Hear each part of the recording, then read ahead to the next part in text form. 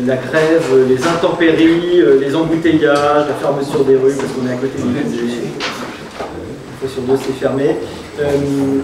Pour venir au centre de Paris, parler exactement ce qui n'est pas le centre de Paris, c'est-à-dire les territoires, ça n'a pas l'air, mais on les aime aussi. Sapiens, en fait, depuis le début, est parti de deux marottes et deux convictions que vous connaissez. La première conviction, c'est que si la technologie est parfois le problème, elle est aussi beaucoup la solution. Et malheureusement, il apparaît plus facilement quel que soit le problème que la solution, parce que la solution, ça demande beaucoup plus d'efforts en général. Donc cette idée que la technologie peut être employée au service du bien commun et pour le mieux est vraiment ce qui fonde notre initiative depuis le début. La deuxième chose qui fonde Sapiens depuis le début, c'est l'idée que d'abord on ne veut pas être un think tank à l'intérieur du périphérique, ce qui avant le Covid nous avait amené à créer des antennes territoriales depuis le début. Hein. On avait créé à Tours, à Bordeaux, à Lyon, à Marseille et à Troyes d'ailleurs, à la première. Puis bon, le Covid nous a un petit peu arrêté dans notre élan, mais nous ne sommes pas découragés. L'idée qu'un think tank doit être donc non seulement à l'intérieur de Paris, pas mal de choses se passent, mais aussi ailleurs, parce qu'il y a plein d'autres choses formidables qui se passent dans les territoires, mais l'idée aussi plus fondamentalement qu'il y a quelques problèmes qui sont le nœud d'une bonne partie des problèmes qui nous agitent et qui finissent par créer du désordre social, de l'insatisfaction et évidemment les inégalités territoriales qui sont des caractéristiques françaises malheureusement depuis très très longtemps. Hein. Paris, le désert français, c'était dans les années 40-50, hein, ce livre du fameux Grenier, hein, du fameux... comment il s'appelait? Gravier. Voilà. C'était 48, un truc comme ça, c'est incroyable. Hein. Oui. Paris, le désert français. Et ça n'a absolument pas changé. Cette inégalité territoriale est probablement l'une des causes les plus fortes des problèmes aujourd'hui, je pense, de cohésion sociale, d'insatisfaction, ça nourrit des formes d'amertume. Et puis l'idée que, même si on est tous français sur le territoire, entre citoyens, il y a une forme d'inégalité terrible qui dit pas son nom. Une forme d'inégalité entre ceux qui ont la chance d'être, mettons au moins dans les métropoles régionales, et ceux qui en sont éloignés. Avec des manifestations peut-être vexantes dans votre chair de tous les jours, cette idée que vous êtes loin des services publics, que vous êtes loin des transports, que vous êtes loin de la connexion, que vous êtes loin du service de santé. Et pourtant, il n'y a pas de fatalité, comme disait Simone de Beauvoir, la fatalité de triomphe. Parce que si on croit en elle, donc quand on fait un think tank, c'est par définition qu'on n'y croit pas et qu'on croit qu'il y a quelque chose à faire. Alors nous, ça fait très longtemps qu'on travaille sur les questions d'inégalité territoriale. On avait parlé de la création d'emplois à forte valeur ajoutée, on avait fait des rapports sur la lutte contre les déserts médicaux, la mobilité, la 5G il y a quelques années, les télécoms, le développement durable, toutes les compétences. Ça fait partie des choses qui nous intéressent depuis longtemps. Et pas seulement d'ailleurs pour des raisons de cohésion sociale. Moi je crois vraiment, et je plaide depuis très longtemps pour cette idée que, en fait, la France est riche d'un trésor extraordinaire d'histoire, de richesse, et que dans les territoires, encore plus peut-être que dans les villes qui ont déjà beaucoup de choses, il y a en fait les vraies richesses du XXIe siècle. C'est-à-dire le temps, les racines et l'espace. Les racines, c'est évidemment le lien avec une histoire territoriale, avec un passé extraordinairement riche, qui fait qu'il n'y a pas un mètre carré chez nous où il ne se soit pas passé quelque chose, mais qui fait aussi que les racines, c'est aussi le fait qu'on habite quelque part en France pour une raison, en fait. On n'y habite pas comme on pourrait habiter 1000 km plus loin, ou même 500 km plus loin, on y habite parce qu'on est lié au territoire par une forme de projet commun, c'est ça les racines. La deuxième idée, c'est l'espace, et dans un lieu où le moins de mètres carrés nécessiterait plusieurs années d'épargne pour le commun des mortels acheter, n'est-ce pas? On comprend de plus en plus que l'espace, ça fait partie intégrante de la qualité de vie. Et l'espace, en réalité, nous en avons énormément. Paris est l'une des villes les plus denses du monde. Hein.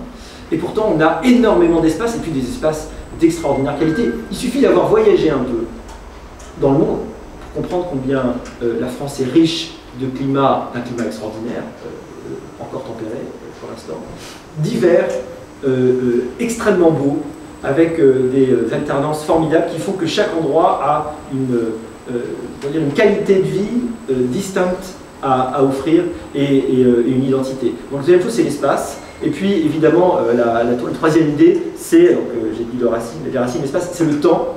Je crois vraiment qu'on est en train, c'est un peu le sujet de ne pas vous repitcher mon bouquin, mais on est en train de redécouvrir la nécessité de prendre le temps, de tout ce temps gagné grâce à la technologie. ce trésor qui nous est donné dans une existence qui a la chance de s'allonger de plus en plus, la question à la fin est quand même celle de la qualité, de la façon dont nous allons utiliser ce temps qui est mis à disposition. Et là, encore, les technologies, elles peuvent être une partie du problème, je suis le premier à le dire, mais elles sont aussi une partie de la solution, parce qu'elles donnent accès à plein de choses. Parce que la technologie est une authentique porte sur énormément de choses par rapport évidemment à ce que pouvaient connaître nos ancêtres. Nous avons une capacité à les découvrir, à les apprendre, si nous le voulons, énormément de choses et à nous mettre en relation.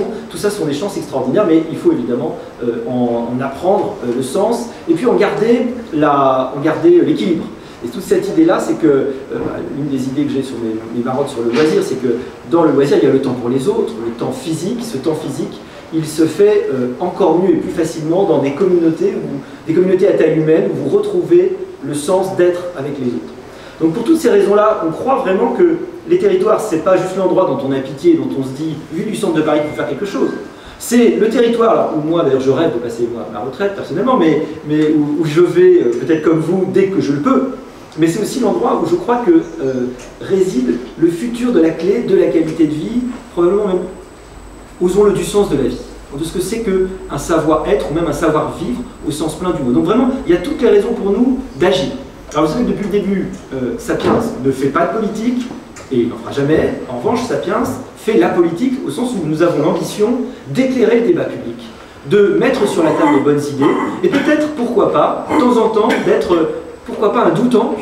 J'admire toujours les gens qui font ça, parce que c'est déjà tellement compliqué de réfléchir que faire vraiment les choses, c'est compliqué, mais on peut être à la limite, la lisière des propositions en disant, mais voilà, on a vraiment des idées sur des choses qui marchent concrètement.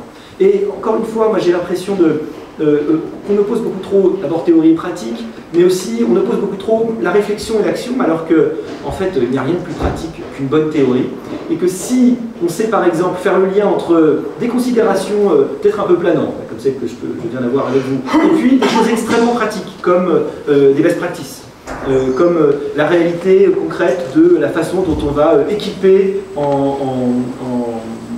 par exemple en nouvelles technologies, un territoire, sur les leviers réels d'action pour le développement économique, l'implantation d'industries. Si on fait le lien entre ces visions finalement d'assez long terme et des choses extrêmement pratiques, là on peut être d'une efficacité absolument redoutable. Donc nous sortons aujourd'hui une première note signée par Erwan qui se cache là-bas, l'acteur des études évidemment que vous connaissez tous. Une note que je vous invite à lire, à laquelle par d'entre vous d'ailleurs j'ai participé, avec l'idée que pour les territoires, il y a trois grandes idées, hein, innover, expérimenter, décentraliser. L'idée qu'on peut faire quelque chose contre les déserts médicaux, qu'on peut remettre d'une façon ou d'une autre l'État à proximité de ces territoires. Ça peut vouloir dire décentraliser les ministères. C'était une idée d'Erwan à l'origine qui était quasiment une blague, quand on était à deux doigts d'avoir une blague du 1er avril, mais c'était très sérieux dans notre esprit. Et le plus drôle, c'est que de temps en temps, on écoutait, le gouvernement ça finit par faire son petit chemin. On n'est pas un pays si grand finalement, et avoir des administrations déconcentrées, y compris de l'exécutif, paraît pas complètement dingue aujourd'hui. Je pense que ça finira par faire son chemin et être accepté. On aura le ministère de la Mer à Brest. Je sais pas, le tourisme en Auvergne, pourquoi pas. Ça pourrait être pas mal. Décentraliser, redonner du pouvoir à l'échelon local, toujours cette idée-là, d'ailleurs c'est terrible parce qu'on sait bien que ça fait 50 ans qu'on en parle de décentralisation et de déconcentration et qu'en fait on n'y arrive pas forcément, mais il faut continuer à dire que ça doit être possible, redonner l'initiative, permettre aux territoires d'expérimenter, en fait c'est faire confiance aux élus, locaux qui connaissent les territoires, sortir de cette idée très très mortifère française du one size fits all, de l'uniformisation, d'un truc qui doit être décidé d'un bureau à Paris qui va avoir la même cote pour tout le monde, alors que les territoires n'ont rien à voir, que les richesses, que les opportunités sont absolument pas les mêmes. Donc tout ça, ce sont évidemment, c'est un rapport qui est déjà conséquent, mais qui n'est qu'un début, et puis on a voulu aller plus loin. Et on se dit, mais quand on a un think tank, on fait des rencontres, on fait des podcasts, on fait des interviews, on discute, on va dans les médias, on écrit dans la presse, on fait ça tous les jours, et on va évidemment continuer à le faire. Et on se dit, mais comment, quelle est la façon de creuser notre sillon de la façon la plus efficace possible et sur la durée? Et on s'est dit qu'on allait essayer d'innover en créant quelque chose. On a vous savez qu'on fonctionne par observatoire, mais quelque chose qui soit aussi, on est une force d'agrégation en fait, vous savez, en centrale, un think tank c'est tout petit, hein, on est très peu de salariés, il y a très peu de salariés, c'est normal, on n'est pas fait pour être une grosse organisation, en revanche on est un réseau. On est un réseau où on aide les gens à se croiser, on organise des carrefours, on crée des agoras où les gens se rencontrent, des gens qui n'auraient peut-être pas pu se rencontrer ou qui n'auraient pas eu vocation à travailler ensemble, et travaillent ensemble, partagent leur expertise, créent de la réflexion et pourquoi pas ont des projets. Donc c'est dans cet esprit-là qu'on a décidé de créer ce qu'on appelait Teritech. Évidemment, vous avez compris, territoire, technologie. L'idée que l'alliance, qui paraît un peu bizarre parce que finalement c'est quasiment les deux opposés. La technologie qui en ce moment fait rêver plus que jamais et qui, quand on est urbain, hyper connecté, comme nous fait penser qu'il y a des avenirs complètement dingues qui nous attendent. Et puis les territoires dont on a l'impression la plupart du temps que, vous savez, c'est ceux qui sont toujours le plus derrière dans la capacité à suivre l'époque. D'ailleurs, je sais que ça ne date pas d'hier, parce que c'est que paysan vient de Paganus. Hein. Le païen, c'est en fait, c'est parce que les territoires, c'est toujours l'endroit où on a eu plus de mal à faire changer les idées. Et donc, après, à la fin de l'Antiquité, on s'est christianisé, n'est-ce pas? Et ben, les territoires, c'est ce qui a mis le plus de temps. Il a fallu mettre le culte des saints pour remplacer les trucs locaux et tout. Et bien là, on peut dire c'est pareil, on se dit oh là là, les technologies, on n'arrive pas à les embarquer. Mais vraiment, je pense que les deux vont de pair. Encore une fois, sont des solutions. Donc, Teritech, évidemment, c'est un comité d'experts. Aujourd'hui, on a 9 membres, dont, alors certains, mais pas tous, parce qu'évidemment, c'est toujours très difficile, physiquement. Peut-être encore plus ce matin, qui sont amenés à nous rejoindre. L'idée, évidemment, c'est de se réunir tous les trimestres. Après, ça ne nous empêche pas d'échanger de toutes les façons possibles, de sensibiliser l'opinion publique, les élus sur le rôle, évidemment, du numérique, de promouvoir des idées, nos propositions en la matière, sans idées préconçues, naturellement sans faire de politique, parce que je crois vraiment que ces sujets sont des sujets absolument transversaux. Et c'est ça qui est très agréable quand on s'intéresse à la politique locale, c'est qu'on se rend compte que finalement, l'élu communiste va parler sans problème avec l'élu LR, et qu'on a les mêmes problèmes à la fin, les mêmes questions qui sont terre à terre, mais terre à terre au bon sens, je trouve, du terme. De temps en temps, ça fait beaucoup de bien d'être terre à terre. J'entends sur les plateaux, on dit « Oh là là, vous êtes comptable », ça fait du bien de compter aussi. Ça peut nous arriver de compter, et je pense que c'est très utile, et c'est utile collectivement. Donc soyons ensemble terre à terre. Donc voilà, ça n'était que pour vous dire la raison de ce lancement, de cette première étude, de ce comité d'experts. Et maintenant, moi ce que j'aimerais, c'est peut-être que certains experts viennent nous dire pendant 3-4 minutes, on va commencer par toi, Benoît d'ailleurs, au hasard. Voilà, c'est pour ça qu'il ne faut pas se mettre en première, c'est comme ça que ça se passe. L'idée c'est de dire pourquoi rejoindre Teritech, évidemment l'expérience, soit au niveau local, soit votre expérience qui vous est propre, peut-être les projets, peut-être les idées, et après évidemment on échangera autour de quelques questions. Donc Benoît, peut-être quelques mots. Tu veux que je me lève, c'est ça? Oh, peut-être, comme tu veux. Bon, allez, je me lève. Entre nous, ça va. Non, mais merci Olivier, merci Erwan, en tout cas du travail. Teritech, alors j'allais dire par rapport à l'image, depuis tout à l'heure je regarde l'image, je me dis c'est un drone qui est en train de surveiller des manifestations dans des bâtiments. Est-ce que c'est ça finalement l'usage des technologies au service des territoires? Je ne sais pas, mais à voir. Mais en tout cas, j'allais dire, on se retrouve bien dans ce que tu disais en fait sur l'opposition tech et territoire. J'allais dire, quelle est la meilleure opposition qu'un Google qui est perçu comme étant une entreprise globale, mondiale, et un territoire? Tout à l'heure on parlait de l'Ardèche, on parlait de l'Ariège et autres, en fait on est quand même aujourd'hui dans deux opposés. Nous on s'est rendu compte d'une chose, c'est que la France a vraiment cette spécificité, notamment sur le terrain économique, d'avoir en fait un tissu économique très fort tourné autour des PME, des TPE, ce qui fait que très tôt, ça fait maintenant plus de 10 ans, on a investi effectivement les territoires, mais au travers d'un accompagnement vers le numérique. On avait en fait un décrochage historique en France dans l'usage par nos PME, nos TPE, qui est toujours présent, ce décrochage du numérique, et de voir en fait des opportunités. L'exemple flagrant pour nous, ça a été le moment du confinement, où lorsque tout s'est arrêté, on s'est tous retrouvés à la maison et qu'on a voulu acheter, finalement, les premiers résultats qu'on voyait nous sur Google, c'était des sites allemands, c'était des sites britanniques, et en fait on a eu ce que j'appellerais une balance déficitaire du clic. Les gens en fait achetaient à l'étranger alors que finalement, le même commerçant proposait le même produit à 2 pas qu'on pouvait prendre en click and collect. Le seul truc, c'est qu'ils ne savaient pas communiquer là-dessus, ils ne savaient pas montrer ou même mettre en place ces solutions-là. Donc en fait, on a déployé, nous, depuis pas mal d'années, ce qu'on appelle les ateliers numériques Google. Certains l'ont peut-être vu avec des vannes très franco-français, des vannes Renault sur les places de village. Mais on va au contact des PME, des TPE, des artisans, des demandeurs d'emploi, des gens de manière générale. C'est notre valeur du territoire, c'est les gens en fait, hein, c'est les individus. On a accompagné à ce stade quasiment près, on a dépassé les 700 000 personnes en 10 ans. Hier j'étais à Nevers, voilà, ils appellent eux-mêmes la diagonale du vide, pour voir justement les écosystèmes, mais non seulement l'aspect économique, mais aussi les aspects sociaux. On a lancé, on essaye en fait de soutenir des projets locaux avec un appel à projets à destination des associations, des ESS, en faveur de la technologie au service de l'inclusion économique et tu l'as mentionné également, la transition écologique. Et donc effectivement, on a ces actions-là déjà dans les territoires depuis très longtemps. On se rend compte d'une chose, c'est que chaque territoire, et ça rejoint ton point sur la décentralisation, chaque territoire est unique.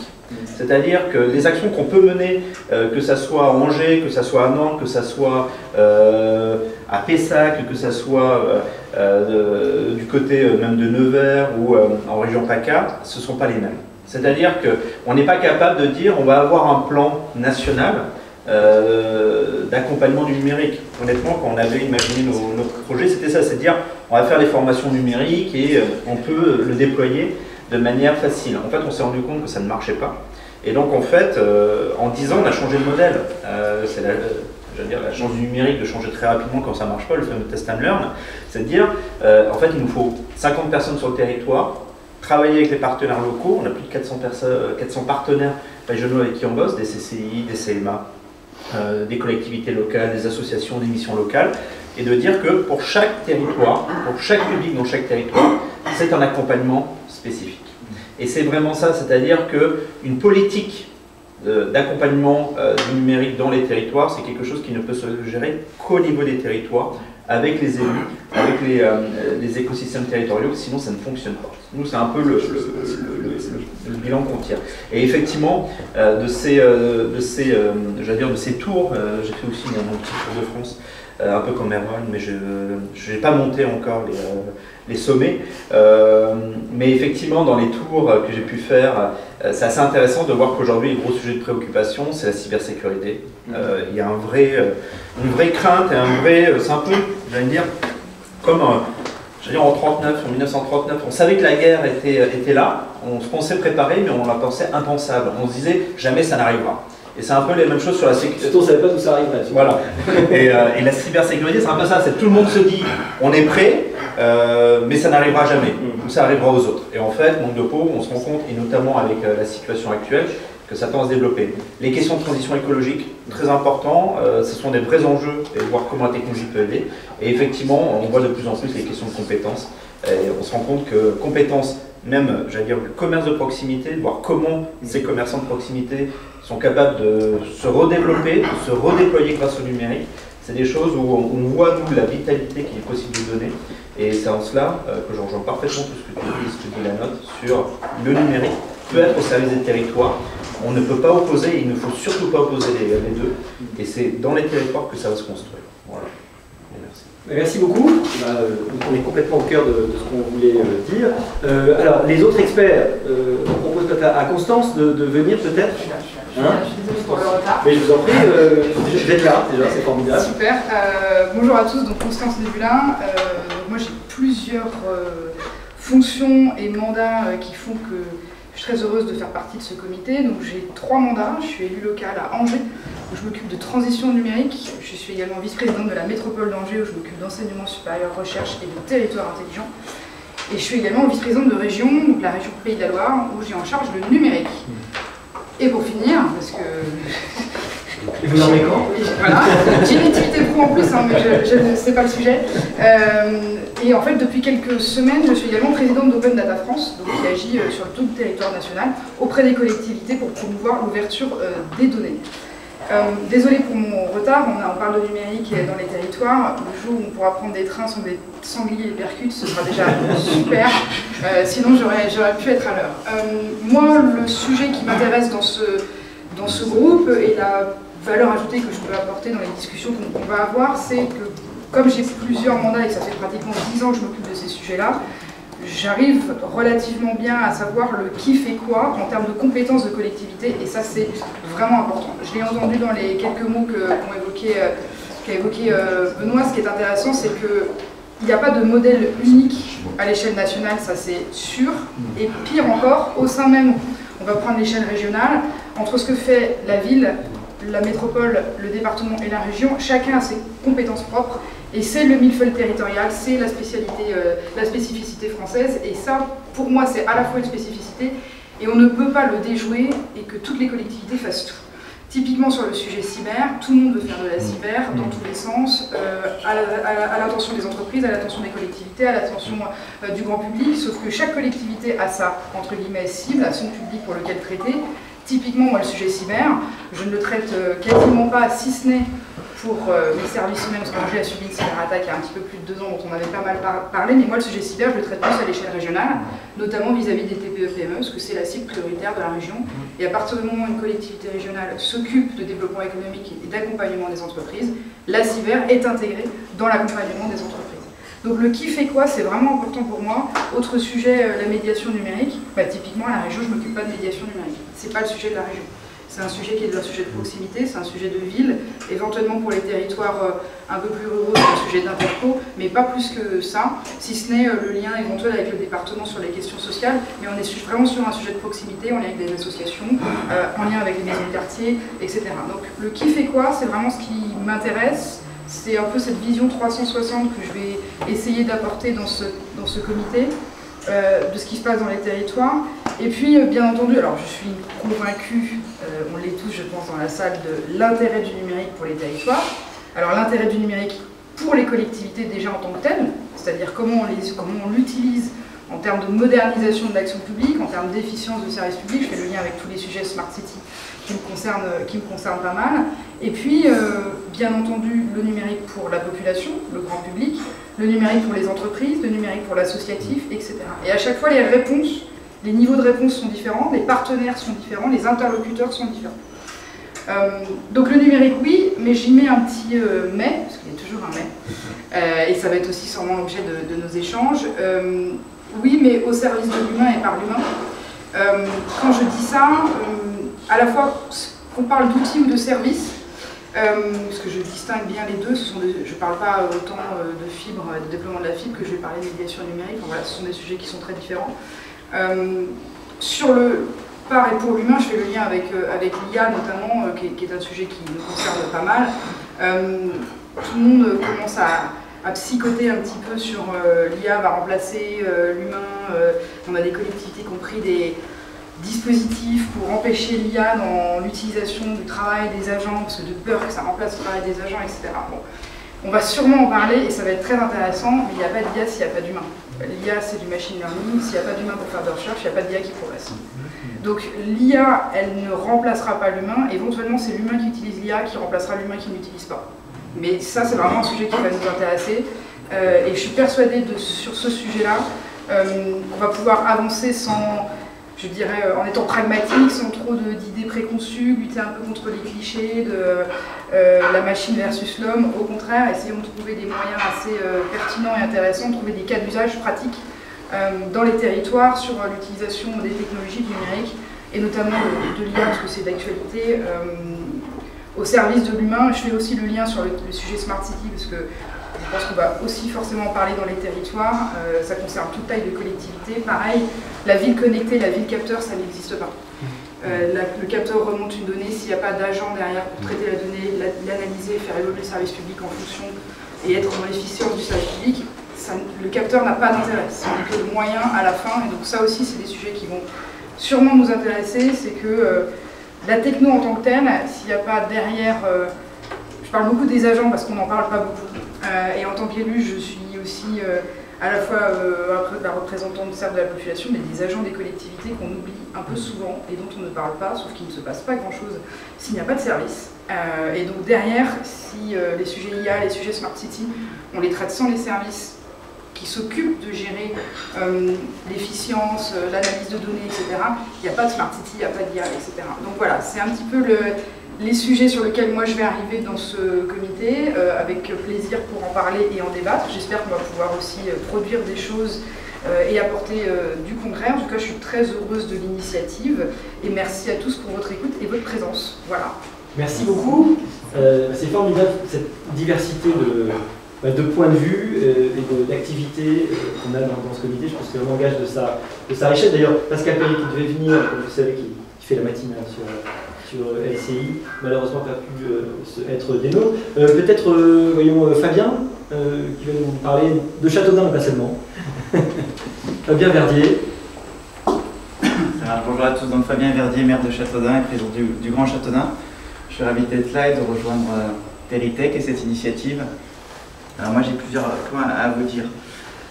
Évidemment le numérique, ça peut être une manière de redéployer tout ce qu'on a besoin dans nos services publics. On n'a pas assez de moyens localement. Moi à Châteaudun c'est 320 agents et 100 agents dans le Grand Châteaudun. Donc si j'avais un peu plus de numérique et de gains de productivité sur l'urbanisme et autres, peut-être que je pourrais redéployer mes services ailleurs. Mais ça a été dit beaucoup, l'open data sur les logements. Je rappelle que les logements c'est 30% du revenu disponible des ménages. Aujourd'hui 30-35%, ça devient le problème le plus important. Pas qu'à Paris, pas que dans les métropoles, mais aussi dans les villes moyennes et sous-préfectures, et j'y reviendrai. Moi, j'aimerais insister aussi sur le fait, en parlant en tant que maire de Châteaudun, c'est que c'est une ville sous-préf, sud de l'Eure-et-Loire, près d'Orléans, et c'est une ville miroir de la France depuis 2002 à les élections présidentielles. C'est-à-dire que tu as le même victoire pour Jacques Chirac en 2002, Nicolas Sarkozy en 2007, etc. Et malheureusement, les ministres ou la haute fonction publique française, il vient peu, il dort peu. On a une chambre du ministre à la sous-préfecture. Ça fait 15 ans que personne n'a dormi. Et si vous mettez un rapport qu'on est la ville miroir, et que donc tu vas écouter les gens sur le marché ou à la cuvette quelques minutes et que tu comprends ce qui se passe dans le pays, et que personne ne vient depuis 15 ans, ou en tout cas pas plus de 2 heures, ça pose question. C'est un peu ça que sur quoi je vais insister. Quelques idées et quelques propositions aussi, parce que je remercie Dominique, c'est lui aussi qui m'a fait entrer dans cette dynamique. Et on avait fait un congrès des villes sous-préfectures. Il y a 235 villes sous-préfectures. Et moi, l'idée qu'on a, c'est que si on ne développe pas ces sous-préfectures et leurs agglomérations, les fameuses EPCI, alors c'est la victoire des extrêmes dans quelques années, dans pas longtemps. Et on est un peu dans le money time, on le sent sur les retraites, on le sent sur beaucoup de sujets, que dans ces villes moyennes, dans ces villes sous-préfectures, il y a beaucoup de difficultés. Alors qu'est-ce qui nous manque? En plus de cette question du numérique, l'ingénierie dans les villes, l'ingénierie fortement. On manque d'ingénieurs d'affaires, de Bac plus 5, etc. Dans nos collectivités locales, comment tu veux monter des dossiers? L'État fait beaucoup d'appels à projets, d'AMI, etc. Comment tu veux y répondre si tu n'as pas d'ingénierie? Rappelez-vous, le seuil de l'INET, c'est 40 000 habitants, administrateur territorial. Moi, je propose de le baisser à 8 000. On avait fait une tribune dans le Monde au mois d'août 2022 avec Jean-Pierre Juillet et Dominique Bussereau, par exemple, des articles dans l'Express, dans le HuffPost aussi. Le baisser fortement. Il faut que des villes moyennes puissent avoir des ingénieurs, INET, etc. Pareil côté État, État déconcentré. Vous savez ce qu'on dit, l'État c'est 2 millions de fonctionnaires, 5% sont à Paris dans les ministères, 95% sont déconcentrés de Réal, d'EDT, etc., préfecture, etc. Ma sous-préfecture à Châteaudun, ils sont 5, comptant le chauffeur. Pareil à Romorantin, pareil à Vendôme, etc. Comment voulez-vous développer les territoires? On a tout enlevé, les cartes grises, vous voyez ce que je veux dire, petit à petit depuis le début des années 2000. Je parle bien de l'État déconcentré. Et je retiens ton idée, vraiment. La capitale de la France a fait être Romorantin il y a quelques siècles. Oui, il y avait un plan de maire de Vinci. Voilà. Et donc, de mettre les ministères à Nevers, à Bressuire, à Saint-Amand-Montrond et ailleurs, ou à Loches, etc. C'est très important. Donc l'ingénierie d'abord, très important. On dit l'ingénierie, les compétences comme on veut, mais on a vraiment besoin de ça pour se développer. Et côté collectivité locale, EPCI ville, et côté État déconcentré. Autre point, et le président de la République va parler d'accélérer l'industrie demain. Comment on veut accélérer l'industrie? Vous savez, il y a l'urbanisme, les PLU, PLUIH. Si on n'a pas du UX, c'est les zones où tu peux faire de l'industrie, tu peux faire de l'industrie. À Châteaudun, il m'en reste un peu, mais à beaucoup d'endroits, il n'en reste pas beaucoup. Moi, je propose que, je vous dis, 235 000 sous-préfectures, il faudrait qu'on ait 100 hectares d'UX dans les 235 000 sous-préfectures pour développer l'industrie. Encore une fois, on va pas. Je voyais un article dans Le Monde, les États-Unis, c'est un aimant à investisseurs. Essayez dans le Colorado et dans des États, entre guillemets, moins connus que l'État de New York, où ça avance. Et bien là, c'est la même chose. Si on veut réirriguer la France, à Vitry-François etc. En Pays de la Loire, à Saint-Nazaire et ailleurs, il faut qu'on développe ça. Donc 100 hectares du VIX par ville sous-préfet. Moi je propose un plan global. Alors, vendredi dernier on était sur le sujet de la santé avec notre DGDRS. Si on n'est pas fort sur la santé, sur la sécurité, sur le numérique, sur le développement industriel, sur tous les sujets, alors on ne redéveloppera pas nos territoires. Ce que je dis juste, c'est qu'on retrouve la République, y compris dans les villes moyennes et sous-préfectures. C'est vraiment l'idée de Teritech. C'est-à-dire qu'on ne peut pas mal vivre dans nos territoires parce qu'on est petit ou parce qu'on est ville moyenne. Vous savez, ville moyenne, on peut dire que c'est 10 000 à 100 000 habitants. Et c'est ces villes-là qui ont viscéralement besoin. Moi, je le résume aussi comme ça, ce sont souvent les villes de 2, 3, 4 000 habitants, elles ont déjà basculé vers le RN et les extrêmes.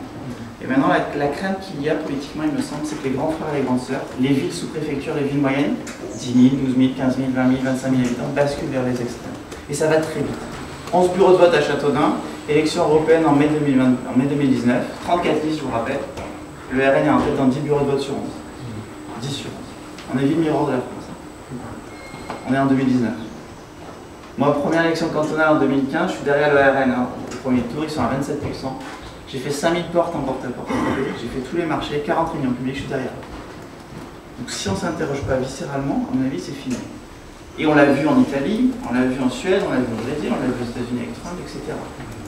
Et à mon avis, on ne manquera pas de le revoir avec le Brexit, etc. Et c'est quoi qui diverge? C'est nos territoires. C'est nos territoires, c'est les moyennes et c'est les villes sous-préfecture. Donc voilà, moi je propose une politique ambitieuse, forte, vraiment santé, sécurité, etc. Les TER, on en parlait, enfin, on a tout mis sur les TGV depuis 40 ans, il faut faire la République des TER. Il y a un plan de 100 milliards, mais il faut aller beaucoup plus loin. Je crois qu'à REC, évaluer ça à 230 milliards par an, il faudrait en France pour les développer. Là où on est à 30, quoi. TER, enfin tous les sujets de mobilité, c'est comme ça qu'on regardera les territoires. Parce que ces citoyens se disent, je paye 47% de PO, ils ne disent pas comme ça, prélèvement obligatoire, et j'ai rien. J'ai plus d'hôpital, j'ai plus d'hôpital MCO, je parle d'un vrai hôpital MCO, pas gériatrique. J'ai plus de service public, mon train ne marche pas, et je paye mes commerces ferment, etc. Et tout est parti dans les grandes surfaces. Donc je pense qu'il faut ce plan global. Et puis, je reviens à la data, tu parlais de Jean-François Xavier. On ne peut pas avoir la NCT. La NCT, c'est l'Agence nationale de cohésion des territoires. Pour moi, on est déjà à 2 sur 20. Cohésion des territoires, aménagement du territoire, on est déjà trop bas. Il faut faire vraiment une politique de développement des territoires. Voilà, qu'on soit à Castellane dans le sud-est, encore une fois à Bressuire, à Brétry-de-François, si on ne fait pas une politique viscéralement de développement de nos territoires, alors on est perdu. Il n'y en a que 235 les sous-préfectures, c'est pas 5000. Il y a 235 pôles à animer, à développer. Donc je suis pour et je plaide pour ça, pour une vraie politique de développement des territoires. Voilà quelques mots. Merci Fabien. Mais je crois qu'on est tous convaincus. Guylaine, Radalier, peut-être un petit mot sur le Brexit. Oui, alors, je suis à votre place. Bonjour à tous. Je suis très content de participer et d'avoir répondu à votre invitation à celle d'Erwan. Moi, je crois que ce qui fait écho un petit peu à tout ce qu'on vient d'entendre, c'est qu'il y a un sujet en fait, de réconciliation et un sujet de faire système entre plusieurs dispositifs, peut-être qui commencent à être impulsés même côté État ou même côté NCT, les amplifier, notamment les questions de compétences numériques. Et tout ce qui va autour. J'avais tendance à essayer d'expliquer ce que pourrait être le sujet d'inclusion numérique, qui peut aller un petit peu plus loin aujourd'hui, comme considérer le numérique comme une opportunité et un accélérateur de développement autour de 4 piliers finalement, qui étaient l'accès au réseau et aux infras, on en parlait. Il ne suffit pas qu'il soit déployé, il faut aussi qu'il soit accessible et pour tous et de grande qualité.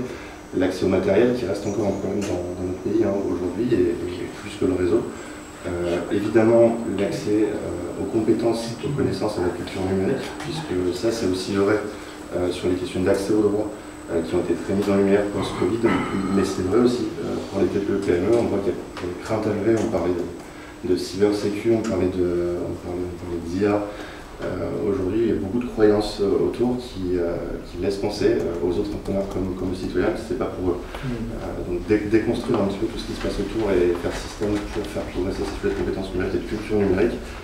Pour moi, c'est encore un grand pas qu'on a à franchir. C'est valable pour les agents de collectivité, c'est valable pour les élus aussi. On en parlait tout à l'heure encore, il y a beaucoup de personnes aux ressources sur lesquelles on peut s'appuyer dans le territoire, mais c'est encore très hétérogène. Et il y a une impulsion certaine à aller dans ce sens-là. Le dernier sujet, alors c'est très valable pour les services publics, mais ça l'est aussi pour les services privés, la façon de concevoir du numérique dans les territoires, c'est de le faire de manière adaptée. On l'a beaucoup fait en bon technosolutionniste pendant des années et en pensant d'abord la technique et le numérique avant les usages et les personnes qui vont vraiment s'en saisir, s'en servir et voir le développer ensuite plus près des territoires. Les services bien conçus, il y a encore un grand travail à faire là-dessus, que ce soit côté public comme côté privé, et ça intéresse beaucoup aussi notre responsabilité collective, celle de l'État évidemment vis-à-vis des citoyens, mais aussi celle des entreprises, celle des TPE-PME vis-à-vis de leurs salariés, de leurs clients, et sur des manières différentes de faire, plus près de l'usager, plus près d'un usager à qui on amène ces bases culturelles qui permettent de créer le terreau suffisant pour essayer de développer tous ces sujets numériques. J'ai beaucoup vu ces sujets-là ces dernières années, alors forcément en matière d'inclusion numérique et auprès de l'État et des collectivités, ou des réseaux d'acteurs de l'ESS ou d'entreprises sociales assez largement sur les questions d'inclusion numérique à proprement parler, qui aujourd'hui sont malheureusement encore trop focalisées sur le citoyen et pas assez sur les réseaux TPE-PME, ou même l'augmentation de la compétence des élus, des collectivités et des personnes qui sont au service de ces terrains dans le territoire. Je l'ai pas mal vu aussi avant et j'espère que partager cette expérience-là aussi. On a passé une dizaine d'années, moi plutôt dans le monde de la santé, à la MGON, donc une mutuelle, dans laquelle on s'était beaucoup interrogé autour d'une démarche qu'on a appelée le numérique et l'humain, qui est toujours dispo, je crois, en ligne, et qui venait interroger la position d'une grande entreprise, en l'occurrence la mutuelle, autour de ses valeurs et de ce que ça veut dire au niveau de leur transposition en matière de numérique dans ses actes. Voilà, donc ces démarches-là soulèvent beaucoup de questions, certainement pas mal de débats, mais je suis ravi d'y participer avec vous et j'espère qu'on construira des choses très utiles avec ce nouveau groupe TeriTech qui vient de créer. Merci beaucoup. On a vraiment toujours cette idée que si pour une fois on pouvait arrêter de faire des politiques descendantes et enfin arriver à faire une politique qui part des besoins et des gens et des diversités des territoires, finalement ça paraît pas plus compliqué que ça pour y arriver, mais en France c'est sans doute compliqué. Alors évidemment on n'a pas pu avoir tous les membres aujourd'hui, et puis peut-être que d'ailleurs TeriTech a vocation à se développer. Je sais qu'il est déjà 10 heures, tous une journée très chargée. Est-ce qu'il y a peut-être une question ou une intervention sur le sujet qui parle maintenant, se taise à jamais d'ailleurs. Mais il peut continuer, d'ici là on va continuer. Alors, juste pour terminer, je signale à tous les membres de TeriTech qu'on va faire une petite pastille vidéo d'1 minute avec Christina qui est là, donc ne partez pas sans être passé sous ces fourches codines. Voilà. Écoutez, merci beaucoup, longue vie à TeriTech, ça les